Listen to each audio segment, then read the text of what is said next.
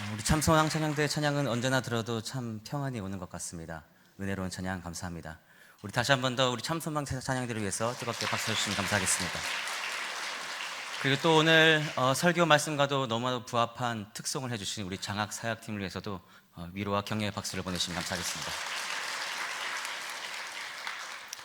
오늘은 우리의 사역은 결코 헛되지 않습니다 라는 제목으로 함께 은혜의 말씀 나누길 소망합니다.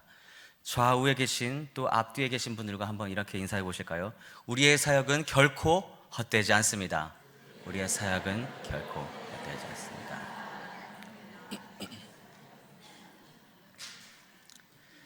사람은 누구나 자신이 하는 일이 가치가 있기를 원합니다. 그런데 무언가를 위하여 열심히 달렸으나 마지막에 와서 보니 아무런 결과도 얻지 못한다면, 그래서 자신의 모든 노력이 무가치하게 느껴진다면 인간은 실망과 좌절과 허무와 공허라는 감정을 경험하게 되죠.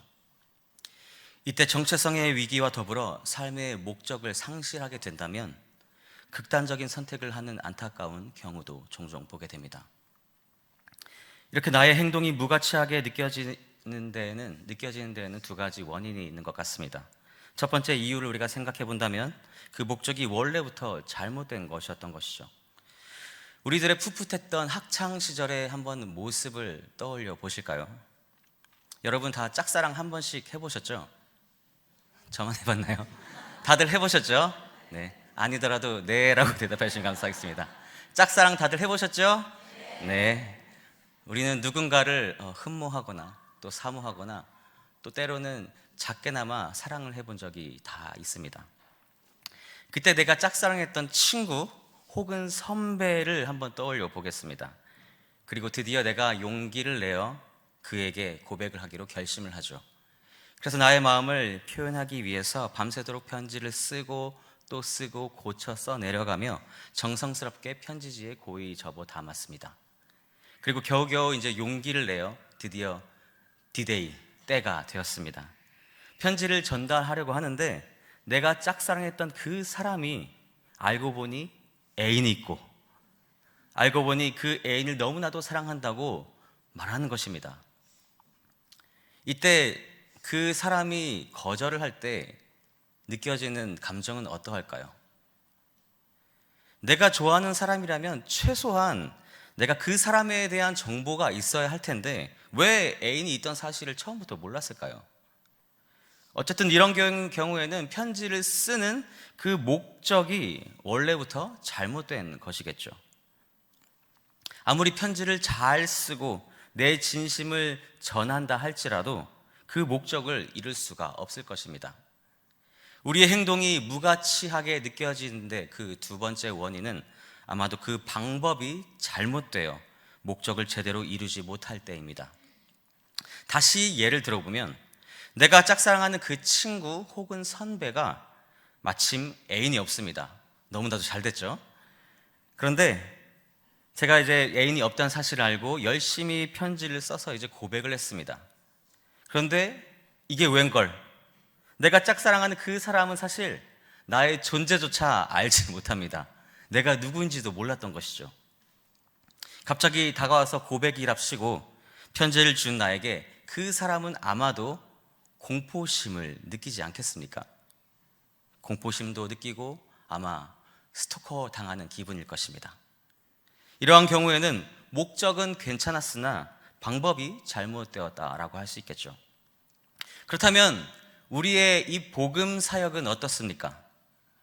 우리는 하나님께서 불러주신 하나의 믿음의 공동체인 신일 교회 안에서 하나님 나라를 온전히 세우기 위해 복음 사역을 지금도 열심히 감당하고 있습니다. 사역이라는 것이 꼭 복음을 전하는 일, 즉 전도에만 해당되는 것이 아니죠. 내가 속한 목장, 내가 속한 위원회, 내가 속한 교육부서, 내가 속한 전도회에서 함께 말씀을 나누고 서로를 위해 기도해 주며 또 교회를 위해 봉사하고 각각의 주어진 맡겨진 사역을 감당하고 계시지 않습니까? 이것이 모두 다 복음 사역입니다. 이렇게 우리는 나의 시간과 또 물질과 몸과 마음을 들여 주님께 헌신합니다. 그러나 때때로 이 모든 것이 무가치하게 느껴질 때는 없으셨나요? 가끔씩 나의 헌신이, 나의 이 봉사가 아무런 열매를 맺지 못하는 것 같이 느껴지십니까? 내가 드린 그 헌금이 정말 하나님의 나라의 그 복음 사역을 위해 온전하게 사용되고 있는지 의심이 드십니까? 그렇다면 그 이유가 무엇일까요? 목적이 잘못되었기 때문이 아닐까요? 결코 아닙니다. 하나님의 나라와 교회를 세우는 이 복음 사역은 절대로 무가치하지 않습니다. 그렇다면 우리가 생각해 볼 수 있는 바로 이 문제는 복음 사역을 행하는 우리의 방법, 다시 말해 우리의 자세가 잘못되었다는 것이죠. 오늘 본문 1절에서 사도 바울은 이렇게 말합니다. 형제들아, 우리가 너희 가운데 들어간 것이 헛되지 않은 줄을 너희가 친히 아나니. 사도 바울 자신의 이 복음 사역이 결코 헛되지 않았다라고 고백하고 있죠. 그 이유가 무엇일까요? 데살로니가전서 오늘 우리가 2장을 읽었는데 이전 본문이 1장 1절부터 2절부터 10절에서 나타난 데살로니가 그 교회의 모습이 너무나도 신실했기 때문입니다. 얼마나 그 믿음이 훌륭하였던지 1장 7절에서는 데살로니가 교회가 마케도니아와 아가야, 즉 고린도 지역에 있는 모든 믿는 자에게 본이 되었다라고 기록합니다. 그러므로 너희가 마게도니아와 아가야에 있는 모든 믿는 자의 본이 되었느니라. 그렇습니다. 사도 바울의 이 복음 사역은 결코 헛되지도 않았고 가치가 없는 일도 전혀 아니었습니다. 그의 복음 사역을 통해 데살로니가 교회가 모든 믿는 자의 본이 되었기 때문이죠. 그렇다면 바울의 복음 사역이 어떻게 헛되지 않을 뿐더러 모든 믿는 자의 본, 즉 좋은 선한 열매로까지 맺어질 수 있을까요? 그 복음의 사역의 목적은 물론 방법까지 올바랐기 때문입니다. 오늘 본문은 사도 바울의 그 복음 사역의 방법과 자세가 어떠하였는지에 대해서 잘 말해주고 있는데요. 간절히 바라고 소망하기는 오늘 이 말씀을 통해 사도 바울의 사역을 우리 또한 본받고 헛된 결과가 아닌 복음의 아름다운 선한 열매를 맺는 모든 성도님들이 되시기를 예수님의 이름으로 축복합니다. 그러면 첫째로 우리의 사역이 헛되지 않기 위해서는 어떠해야 할까요? 무엇보다도 먼저 우리는 바른 출발점에 서야 합니다. 한번 따라해 보실까요? 바른 출발점에 서야 합니다. 복음 사역의 바른 출발점은 바로 우리가 하나님으로부터 복음을 위탁받았다는 사실에 대해 깨닫고 인정하는 것인 줄로 믿습니다. 이 사실 위에 굳건히 우리가 서 있을 때 우리의 복음 사역이 결코 헛되지 않게 됩니다. 본문에서 2절에서는 사도 바울의 그 고난 가운데서 데살로니가 교회에 복음을 전하였다라고 말하죠. 평안한 가운데서 그들이 행복할 때, 즐거울 때 복음을 전한 것이 아니라 고난과 고통 중에서 복음을 전하였다라는 것이죠. 그런데 그 권면과 복음 전파는 3절에 나오는 간사함이나 또 부정이나 속임수가 아니라 4절에서 말하기를 오직 하나님께 옳게 여기심을 입어 복음을 위탁받았다라고 말씀합니다. 우리 3절과 4절을 같이 읽어보실까요? 시작. 우리의 권면은 간사함이나 부정에서 난 것이 아니요 속임수로 하는 것도 아니라 오직 하나님께 옳게 여기심을 입어 복음을 위탁받았으니 우리가 이와 같이 말하는 사람을 기쁘게 하려 함이 아니요 오직 우리 마음을 감찰하시는 하나님을 기쁘시게 하려 함이라. 아멘. 사도 바울이 고난을 당하면서도 복음을 전하는 그 복음 사역의 출발점은 다른 것이 아니라 오직 하나님으로부터 복음을 위탁받았다는 사실입니다. 그렇습니다. 우리가 뛰어나기 때문에, 혹은 내가 잘난 것이 있기 때문에, 혹은 내가 가진 것이 많기 때문에, 혹은 내가 착하기 때문이 아니라 성도는 하나님께로부터 복음을 위탁받은 존재이기 때문에 하나님께서 그 귀한 사역을 성도에게, 우리 교회에게 맡기셨기 때문에 우리가 복음 사역에 헌신한 것인 줄로 믿습니다. 그런데 우리는 때때로 이렇게 너무나도 당연한 사실을 잊어버리곤 합니다. 하나님께서 우리에게 복음을 친히 맡겨주셨는데, 나에게 생명을 주셨는데, 혹시나 여러분은 그 감격과 사명감을 잊어버리며 지금 지내고 있지는 않으신지요? 하나님께서 우리에게 복음을 들려주셨고 또 나에게 생명을 주셨고 성령으로 하여금 그것을 믿게 하셨으며 이제는 먼저 내가 믿은 자로서 그 생명의 소식을 전하는 일을 맡겨주셨는데 어느새 그 복음 사역이 주님의 일이 아닌 사람의 일처럼 느껴지지는 않으십니까? 예배와 모임과 전도와 봉사와 구제와 선교와 이 모든 사역들에 대한 권면이, 특별히 다음 세대를 우리가 힘써 세우자라는 이 권면이 하나님의 말씀이 아니라 그저 담임 목사님의 말씀 혹은 교육자의 권면으로 듣고 계십니까? 그렇습니다. 복음 사역, 이 복음 사역의 바른 출발점은 바로 사람이 아니라 오직 하나님이십니다. 사역의 주체는 내가 아니라 하나님이시라는 거죠. 그리고 사도 바울은 복음 사역의 바른 출발점 위에 있던 사람이었습니다. 그에게 복음 사역의 목적과 이유는 다른 무엇도 아닌 오직 하나님이었다는 사실을 믿으시기 바랍니다. 바울은 속임수로 남을 속여 어떤 이득을 취하려고도 하지 않았으며 사람을 기쁘게 하려고 하지도 않았습니다. 본문 4절 후반부에도 나오듯이 오직 우리 마음을 감찰하시는 하나님을 기쁘시게 하려 하는 것이 그의 목적이라고 고백하고 있죠. 하나님을 기쁘시게 하기 위해 복음을 전하는 것이 자신의 삶의 이유라는 것입니다. 여러분의 마음은 지금 어디를 향하고 있으십니까? 여러분은 복음 사역의 중심, 그 중심을 어디에 놓고 계십니까? 사람입니까? 하나님입니까? 다시 질문 드리겠습니다. 여러분은 왜 헌금을 드리십니까? 왜 위원회에서 섬기고 계십니까? 왜 교육부서에서 봉사하고 계십니까? 왜 목장과 전도의 활동을 하고 계십니까? 직분은 왜 받으셨습니까? 하나님께서 우리에게 복음을 맡기셨다는 사실을 잊지 마시기 바랍니다. 담임 목사님께서도 오늘 오전에 말씀하지 않으셨습니까? 구원받았다고 끝이 아닙니다. 구원받았다고 그 즉시 완전한 성도가 되는 것이 아니라는 것이죠. 구원이 필수이듯 성화의 과정 또한 선택이 아니라 필수라는 사실을 잊지 마시기 바랍니다. 섬기고 봉사하고 헌신하며 예물 드리는 것은 우리의 사명과 책임과 의무입니다. 그런데 이스라엘 백성들은 이 성화의 과정을 거치지 못했기 때문에 약속의 땅에 들어갈 수 없었던 것이죠. 사랑하는 성도 여러분, 하나님께서는 우리를 통하여 복음의 능력을 나타내기를 원하십니다. 당신께서 친히 나타내실 수도 있지만 그렇게 하지 않으십니다. 당신의 백성들을 들어 사용하셔서 복음의 능력을 나타내기를 원하시죠.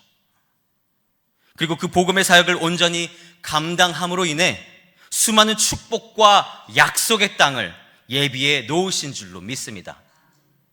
그래서 우리에게 이 귀한 사명을 친히 맡겨주셨다는 것이죠. 혹시 신앙생활을 함에 있어서 지금 낙심이 되십니까? 그렇다면 내 마음의 중심에 하나님이 아닌 다른 것이 있지는 않은지 점검하시기를 바랍니다. 하나님 때문이 아니라 의무감 때문에, 하나님 때문이 아니라 내가 받은 직분 때문에 억지로 하고 있지는 않은지 돌아와 보시기 바랍니다. 4절 후반부에 보면 전반부에 보면 오직 하나님께 옳게 여기심을 입어 복음을 위탁받았으니 라고 말하는데, 여기서 옳게 여기심을 입어 라는 말씀은 시험을 우리가 통과하여 쾅쾅 승인을 받았다라는 뜻입니다. 그러니까 이 귀한 복음의 사역은 아무에게나 맡겨지는 것이 아니라는 것이죠. 하나님께서 옳게 여기시는 자들, 하나님께서 보시기에 기쁘게 여기시는 자들에게 맡겨진 귀한 사명인 줄로 믿습니다. 그러므로 이 사명을 기쁘게 감당하시며 감사하게 감당하시며 맡겨진 복음을 귀하게 여기시기를 바랍니다. 그렇다면 이 기초 위에서 우리는 어떻게 구체적으로 복음 사역을 점진적으로 해나갈 수 있을까요?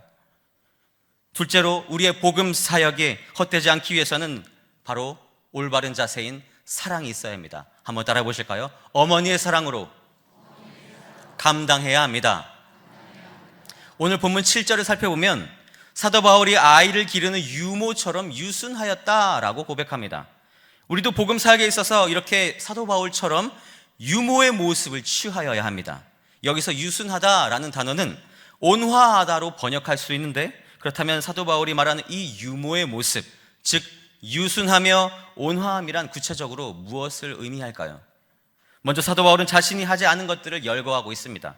즉 온화하지 않은 행동들이죠. 그것은 곧 5절 아첨하는 말이나 탐심의 탈을 쓰는 것, 그리고 6절 사람에게서 영광을 구하는 것입니다. 이것들이 바로 온화하지 못한 행동들이죠. 그리고 이 온화하지 못한 행동들을 사도 바울은 행하지 않았다고 고백합니다. 그리고 8절에서는 반대로 온화한 행동이 무엇인가에 대해서 설명합니다. 우리가 이같이 너희를 사모하여 하나님의 복음뿐 아니라 우리의 목숨까지도 너희에게 주기를 기뻐함은 너희가 우리의 사랑하는 자 됨이라. 아멘. 온화한 유모의 모습은 곧 사랑으로 그 복음뿐만 아니라 목숨까지도 친히 내어주기를 기뻐하는 모습이라는 것이죠. 정리하자면 사도 바울이 취한 그 유모의 유순한 모습은 아첨과 탐심을 멀리하고 사람에게서 영광을 구하지 아니하며 사랑으로 복음과 목숨을 기꺼이 내어줄 수 있는 것, 이것이 바로 온화한 유모의 자세입니다. 유모는 어떤 사람입니까? 아이를 맡아서 대리로 기르는 사람이죠. 그런데 이 유모가 다른 사람의 아이가 아닌 자기 자신의 자녀를 기르는 것 같이 사도 바울은 데살로니가에서 그렇게 복음 사역을 감당했다는 것입니다. 사실 원문의 느낌을 살리면 7절 후반부를 어머니가 마치 자기 자녀를 돌보듯 이라고 이해하는 것이 더 정확합니다. 그래서 사도 바울이 이 복음 사역에는 아첨도 없었고 탐심도 없었으며 사람들에게서 영광을 구하여 자신을 높이고자 하는 그런 마음도 전혀 없었던 것입니다. 그렇다면 무엇이 있었겠습니까? 오직 사랑만 있었다는 것이죠.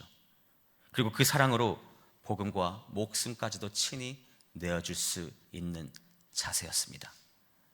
사도 바울이 이렇게 온화한 유모의 모습으로 복음 사역을 감당해 나아갈 때 데살로니가 교회가 모든 믿는 자에게 본이 되는 놀라운 역사가 일어났다는 사실을 기억하시기 바랍니다. 사랑하는 여러분, 성도라고 불리우는 우리가 온화한 유모의 모습을 가지고 있습니까? 우리가 그 복음 사역에 있어서 욕심이 나를 이끌고 있지는 않으신지요? 나의 그 의의를 드러내기 위해 사람의 영광과 칭찬에 목말라 있지는 않으십니까? 어머니는 자식으로부터 받은 것이 하나도 없음에도 불구하고 끝까지 죽을 때까지 자식 걱정만 하며 자식을 사랑합니다. 이것이 진정한 온화의 모습이 아니겠습니까? 그런데 우리는 상대의 모습에 따라 상대방이 나를 어떻게 대하는가에 따라서 온화함을 잃지 않습니까? 오늘날 많은 부모들이 자식으로부터 영광 받기를 원합니다. 물론 자식이 부모의 사랑을 깨닫고 온화한 그 모습으로 합당한 모습으로 효를 다하며 섬기는 것은 건강하고도 이상적인 것이죠. 그러나 자식이 부모의 사랑을 몰라준다고 하여도 참된 부모는 자식을 끝까지 사랑하는 법입니다. 자식이 자신의 영광의 수단, 자신의 욕심을 만족시키는 그 수단이 된다면 하나님께서 그 부모의 모습을 보시고 뭐라고 말씀하시겠습니까? 그런데 우리의 모습은 어떠합니까? 온화한 유모의 모습입니까? 아니면 욕심 많고 영광을 추구하는 나의 의를 드러내려고 하는 그 모습입니까? 우리가 감당하고 있는, 우리가 또 맡고 있는 모든 사역들도 마찬가지입니다. 교육부서를, 위원회를, 전도회를, 목장을 내 마음대로, 내 뜻대로, 내 생각대로 움직이게 하려면 안 됩니다. 왜 교육부서에서, 왜 위원회에서, 왜 전도회에서, 왜 목장에서 영향력을 행사하려고 하십니까? 왜 자꾸 나의 기준에 맞추어서 나의 입맛에 맞추려고 하시는 겁니까? 하나님께서 섬기라고 보내주신 자리 아닌가요? 하나님께서 사랑하라고 보내주신 그 자리가 아닙니까? 우리가 이같이 너희를 사모하여 하나님의 복음뿐 아니라 우리의 목숨까지도 너희에게 주기를 기뻐함은 너희가 우리의 사랑하는 자 됨이라. 사모하고 사랑해야 됩니다. 바라고 소망하기는 온화한 그 모습으로 인하여 하나님의 사랑으로 복음 사역에 힘쓰는 저와 여러분 되시기를 간절히 소망합니다. 마지막 셋째로 복음 사역의 올바른 자세는 바로 모범이 되어야 한다는 것입니다. 한번 따라 보실까요? 아버지의 모습으로 모범을 보여야 합니다. 아멘. 앞선 5절부터 8절의 단락이 온화한 유모의 이미지를 표현했다면 이제 9절에서부터 12절은 아버지의 모습을 그리고 있죠. 복음 사역에 있어서 우리는 온화한 그 유모의 모습, 어미의 모습뿐만 아니라 이제는 아버지의 모습까지도 가져야 합니다. 그렇다면 이 아버지의 모습이란 어떤 모습일까요? 그것은 한마디로 표현하자면 좋은 본을 보이고 자녀들에게 권면하는 모습입니다. 10절에서 사도 바울은 자신이 데살로니가 교회에 어떤 본을 보였는지를 말하고 있습니다. 그 본은 거룩하고 옳고 흠이 없는 모습이었죠. 우리 같이 읽어보실까요? 시작. 우리가 너희 믿는 자들을 향하여 어떻게 거룩하고 옳고 흠없이 행하였는지에 대하여 너희가 시기리요 하나님도 그러하시도다. 아멘. 그리고 자신이 이렇게 신실하였음을 이야기한 후에 10절과 또 12절에서 사도 바울은 아버지가 자식에게 하는 것처럼 성도들을 권면하며 또 위로하고 경계하였음을 얘기하는데 한 번 더 같이 읽어보실까요? 시작. 너희도 아는 바와 같이 우리가 너희 각 사람에게 아버지가 자기 자녀에게 하듯 권면하고 위로하고 경계하노니 이는 너희를 부르사 자기 나라와 영광에 이르게 하시는 하나님께 합당하게 하려 함이라. 아멘. 이것이 바로 아버지의 올바른 상, 올바른 모습이 아니겠습니까? 자녀를 권면하고 또 위로하고 경계하며 하나님께 합당하게 이르도록 인도하는 것이 바로 영적 아비의 역할이라고 할 수 있죠. 그리고 이 역할을 감당하기 위하여 사도 바울은 먼저 자신이 경건하기에 힘썼고 올바르기 위해 애썼으며 또 흠이 없기 위해 부단히 노력했다는 것입니다. 물론 기도와 말씀으로 말이죠. 온화한 유모의 모습이 사랑의 모습이라고 한다면 아버지는 신실한 모습의 본으로서 가르치고 격려하는 모습이란 사실을 기억하시기 바랍니다. 그러므로 사랑하는 여러분, 우리의 복음 사역이 헛되지 않기 위해서는 지혜롭게 잘 권면해야 합니다. 그리고 이 권면을 자라나는 다음 세대에게 온전히 우리가 받아들일 수 있게 하려면 앞선 세대가 먼저 거룩해야 하고 앞선 세대가 먼저 옳아야 하며 앞선 세대가 먼저 흠이 없어야 할 줄로 믿습니다. 이 말씀은 가정에도 동일하게 적용이 됩니다. 자녀들에게, 손주들에게, 사위에게, 며느리에게, 남편에게, 아내에게 진정으로 권면을 하고 싶으시다면 내가 먼저 경건하고 내가 먼저 올바르고 내가 먼저 흠이 없어야 한다는 사실을 믿으시기 바랍니다. 그렇게 해야 우리의 복음 사역과 이 권면을 통해 그 영혼이 하나님께 합당하게 이르도록 인도해 낼 수 있다는 것이죠. 그러므로 무엇보다 우리가 그렇게 할 때 우리의 사역이 헛되지 않고 복음이 아름다운 그 열매를, 선한 열매를 맺게 된다는 사실을 믿으시기 바랍니다. 사랑하는 신일 교회 여러분, 그렇습니다. 우리의 복음 사역이 헛되지 않기를 바랍니다. 마지막에 가서야 내 모든 수고가 헛된 것이었구나 라고 탄식하는 일이 일어난다면 이 얼마나 안타까운 상황이겠습니까? 그러므로 우리는 사도 바울의 모범을 따라야 하며 궁극적으로는 예수 그리스도의 모범을 따라야 할 줄로 믿습니다. 하나님이라는 그 확고한 복음의 출발점 위에 우리가 굳건하게 서서 유모의 그 어머니의 온화한 사랑으로 그리고 또한 아버지의 신실한 본을 통해 맡겨진 그 사역을 감당하는 저와 여러분이 되시기를 간절히 소망합니다. 물론 이것이 절대 쉽지는 않습니다. 때로는 피곤하고 지치고 때로는 외로울 것이며 때로는 배신감이 우리를 덮쳐올 때도 있겠죠. 그러나 그럴수록 더욱더 복음의 출발점 위에 서 있으시기를 바랍니다. 하나님께서 우리에게 먼저 들려주시고 맡기신 이 복음의 귀중함을 다시 한 번 더 우리가 깊이 묵상하면서 마지막 순간에 나에게 사역이 결코 헛되지 않았습니다, 참 가치 있는 일이었습니다. 소중했습니다. 생명을 살리는 일이었습니다. 라고, 그리하여 마침내 너희로 인하여 내가 감사한다 라고 고백했던 그 사도 바울의 고백을 우리가 동일하게 할 수 있는 이 자리에 계신 모든 성도님들이 다 되시기를 예수님의 이름으로 간절히 축복합니다. 특별히 오늘은 장학사역팀 헌신 예배를 맞이하였습니다. 그리고 하나님께 감사와 영광을 올려드립니다. 헌신 예배인이 장학사역팀에게만 해당되는 말씀일까요? 그렇지 않습니다. 오늘 이 말씀은, 그리고 복음사역은 장학사역팀만 하는 것이 아닙니다. 우리 모두에게 주어진 하나님의 사명입니다. 그러므로 오늘 우리 드리는 이 예배와 말씀은 하나님께서 나에게 주시는 말씀인 줄로 믿습니다. 아까 사역 시간을 통해서, 소개 시간을 통해서 들으셨겠지만 다음 세대를 세우는 이 일은 귀한 사역입니다. 다시 말해 우리 교회의 사역이라는 것이죠. 물론 모든 헌신 예배가 우리 모든 교회의 헌신 예배입니다만 무엇보다 이 사역은 장학생을 선발하며 장학금을 지원해 주는 일입니다. 성도님들의 헌금으로 진행된다는 것이죠. 사랑하는 여러분, 우리가 드리는 헌금은 결코 헛되지 않습니다. 그리고 다음 세대를 세우는 일 또한 결코 헛되지 않습니다. 왜냐하면 이 사역은 하나님께서 기뻐하시는 사역이며 이 사역은 영혼을 살리는 생명의 사역이기 때문인 줄로 믿습니다. 그렇습니다. 교회의 모든 사역은 헛되지 않습니다.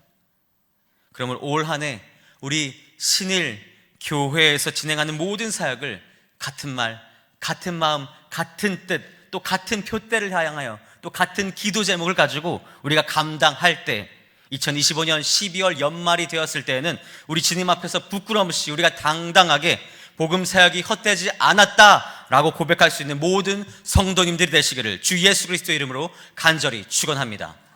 함께 말씀을 기억하며 이 시간 결단하길 원합니다. 첫째로 우리의 사역뿐만 아니라 모든 삶의 출발점이 하나님이 되게 하옵소서. 둘째로 주님께 받은 사랑으로 어미의 마음을 품고 복음 사역을 감당하게 하옵소서. 셋째로 거룩하고 옳고 흠 없는 아비의 모습으로 본이 되는 모범의 사역, 복음 사역이 되게 하옵소서. 마지막 넷째로 그런 우리의 헌신과 수고와 봉사와 섬김으로 인해 자라난 다음 세가 더욱더 든든히 세워지게 하옵소서. 또한 오늘 헌신 예배를 드리는 장학사역팀 위에 은혜 내려 주시옵소서라고 이렇게 네 가지 기도 제목을 놓고 함께 결단하며 기도하도록 하겠습니다.